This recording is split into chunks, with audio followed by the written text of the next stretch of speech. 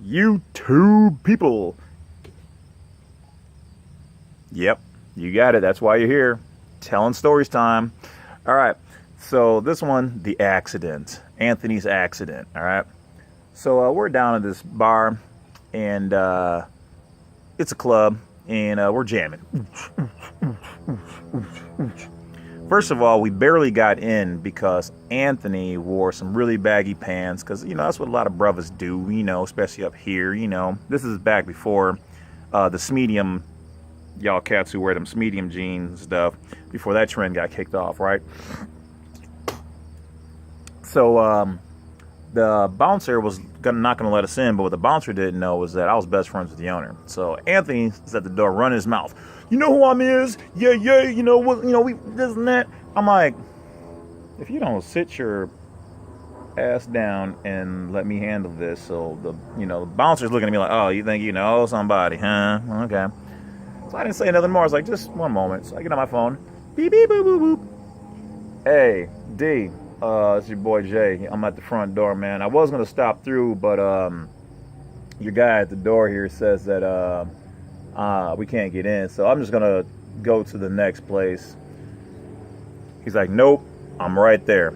40 seconds later, the owner comes down. He's like, if you see this man and his people, let them in. They're VIP, whatever they want, you let them have it.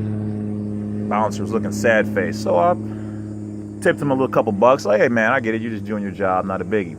Okay, so now we're in the club, drinking, smoking, dancing, everything, right? It's going down. Girls everywhere. We're lit. It's ice cold up in this piece, right? So and the night comes, and some guy buys us this bottle of what was it? Absolute, right? Everybody's pouring shots. I take my two, whatever else. My guy, Anthony, goes off and smokes one, does whatever. So, bar closed. Still hopping. Everybody's like, we're going upstairs because that's where the owner lives, and we're finna get it in. And I'm like, I'm feeling a little tired, man. I got to work in the morning anyway, 'cause this is a Thursday night, mind you. I used to crack here on Thursdays. And so we're almost home. I'm feeling woozy. Like, whoa, something's going on, man. And I'm a professional drinker. I belong to LXD, League of Extraordinary Drinkers. It's a drinking group online on Facebook. Look us up. And so we're having a good time. And next thing I know, I'm like, Anthony's like, man, you swerving. So I'm like, well, I always made a rule. If anybody ever said I was too drunk to drive, or whatever, I'm going to listen. So as soon as I pull over, boom, I pass out, right? Blacked out. Somebody put some date rape in my drink. So yes, it does happen to guys. So yeah. So now I'm out.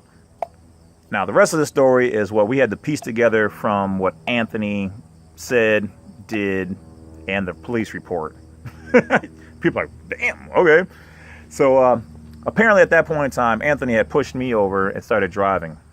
Anthony doesn't drive. So this is already a no-no. Anthony could have went through my phone and hit any number in there, hit any female, any dude, and they would have came and gotten us. But he didn't. I didn't have the luxury of that option because I was blacked out. Kind of could still hear things, blacked out. Could move, blacked out. All right. So he's driving. Next thing I know, I hear, oh shit, bow. Thought I was dead, right?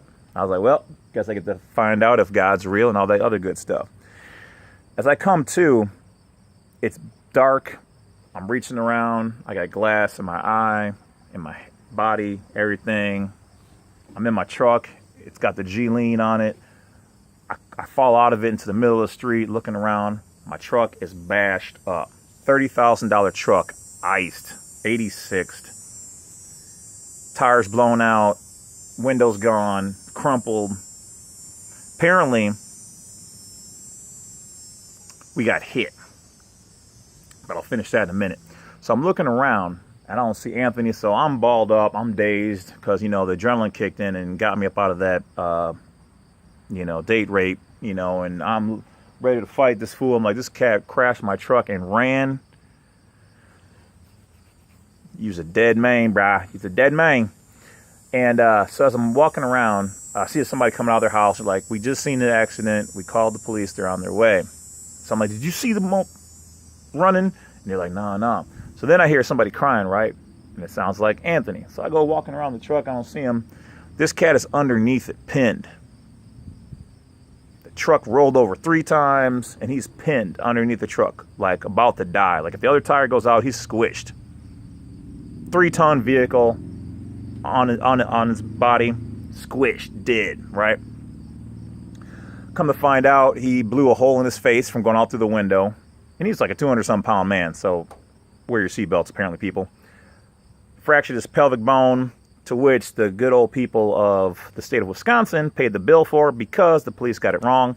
And they said anybody who's in an accident, if you're not the causer of the accident and you don't have insurance, the state of Wisconsin will pay for. So the taxpayers paid $50,000 for having reconstructive surgery and all this other stuff, right? So I'm trying to drag him up out underneath the truck to not only save his life, but to beat his monkey.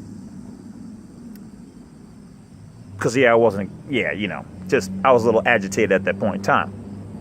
So after all this stuff is said and done, he's at the hospital healing. I had to call, and the only number I could remember, which was my ex at the time. Of course, I had to hear her mouth. So she came and got me. The police told her it wasn't my fault and all the other stuff.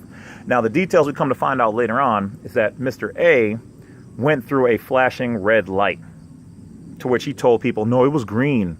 And that's what they put on their police report. But even the police didn't do their job as well as I did, because I went back at the same time the accident happened and the lights were red. They flashed red after that point in time in the night. At around 12 o'clock, and it was already 2, they flashed red. The other people in the car had stolen the car and were going through a yellow light. So they hit the side of my truck because he went through the flashing red lights because he was messed up and stupid. So he ends up getting a free surgery, free medical, all that kind of stuff. He then also doesn't have to pay for my truck because my insurance covered it. Now, I could have put it on him and said, no, I didn't give him permission to drive, and they would have went after him. But because we were boys, I was like, well, my insurance will cover it, and they should cover my, getting a new vehicle, so it's not a big deal. It sucks, but at least we're all alive and stuff.